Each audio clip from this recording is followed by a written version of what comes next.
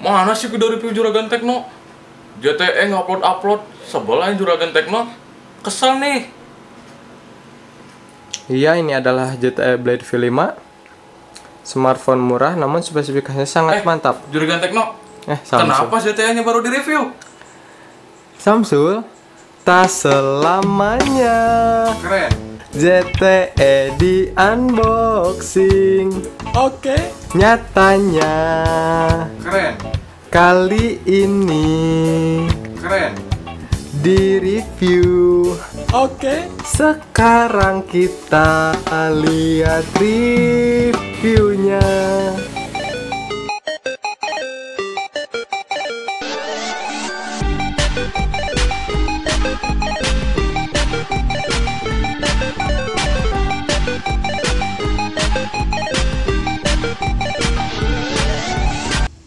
Ya, ZTE Blade V5 nilai 9,8 dari GSM Arena. Pas saya pegang memang desainnya cukup bagus, tapi 9,8 menurut saya terlalu berlebihan ya. Kalau cocoknya ini sekitar 7,8 atau enggak 8 lah untuk nilai desainnya. Untuk penempatan tombol-tombol, ZTE V5 ini cukup baik tombolnya. Di bagian kanan ada tombol power, terus di bagian kiri ada tombol volume, terus di atasnya ada jack audio 3,5 mm.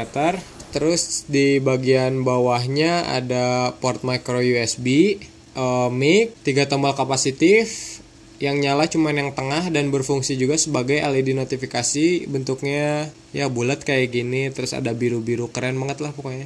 Kalau di bagian belakangnya ada kamera dengan resolusi 13 megapiksel, LED flash, dan secondary mic buat merekam. Terus ada logo ZTE, ada dual speaker, stereo dua-duanya, dual speaker. Nah itu yang kayak ada terkelupas itu anti goresnya. Saya sayang banget kalau dilepaskan. Ya, terus di depannya ada kamera dengan resolusi 5 megapiksel, terus ada earpiece buat telepon. Di bagian belakangnya ada baterai berkapasitas 2400 mAh, ada slot micro SIM 1, dua-duanya micro SIM, slot 1, terus ada slot micro SD, ada slot SIM 2, micro SIM juga. Ya, dari belakangnya lihat aja dalamannya warna biru ya, jarang-jarang anti mainstream ZTE Blade V5 ini. Untuk displaynya layarnya 5 inci kan, dengan resolusi HD itu udah cukup banget untuk layar 5 inci. Resolusi HD itu kerapatan layar 300an ppi. Jadi untuk layar nggak ada masalah menurut saya, apalagi ini udah ditambah teknologi IPS, sudut pandangnya luas, terkenal IPS, terus kontrasnya oke, brightnessnya juga bisa low, bisa high, bisa gelap banget, bisa terang banget.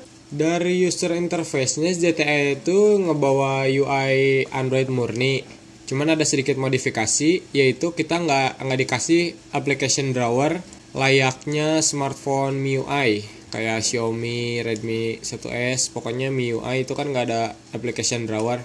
Sama juga kayak Lenovo juga sekarang udah nggak ada application drawer. Ya, jadi tapi kalau agak nggak suka dengan nggak ada application drawernya kan bisa pakai launcher. Kinerjanya, multitext, buka aplikasi dan transisi nggak ada masalah tentunya, soalnya prosesornya udah quad-core 1,3 GHz, terus ditambah memori internal 8 GB, GPU pakai Mali 400 MP2 dual core, jadi kartu grafisnya udah dual core ya kan.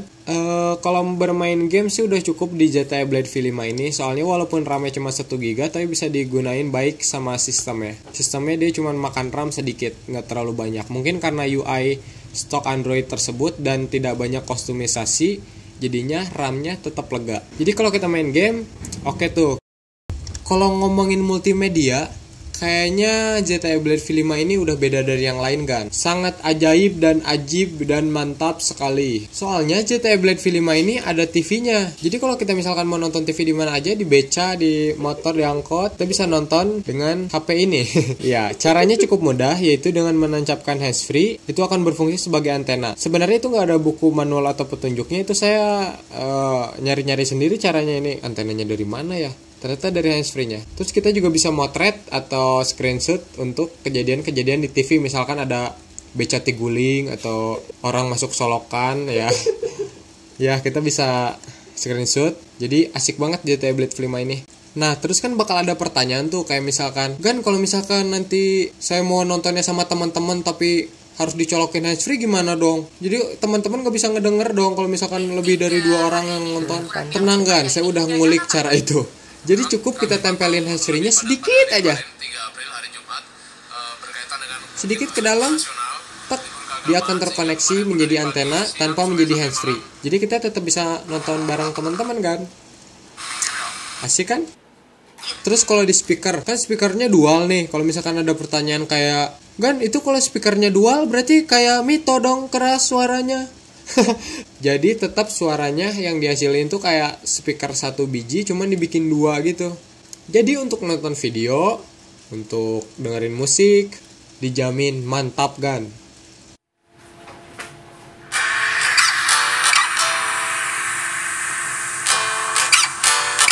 Kalian punya budget cuma 1 jutaan. Dananya mentok di 1,5 jutaan.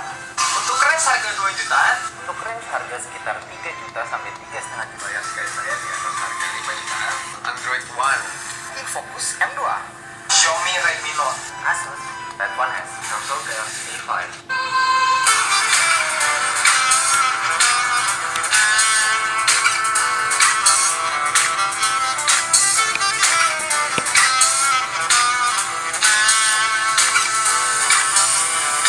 Keren, lengkap dengan suara dan lah.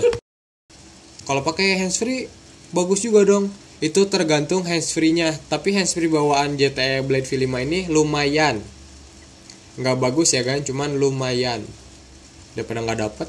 Untuk kameranya, kan ini 13 megapiksel nih. Pasti banyak yang bilang, wah kameranya 13 megapiksel pasti bagus nih. Pasti bagus lah 13 megapiksel gitu loh. Tapi kalau misalkan kita mau nentuin kamera bagus atau enggak, itu sebenarnya dari lensa kan, bukan dari resolusi. Berguna saat kita mencetak foto, itu untuk ukurannya.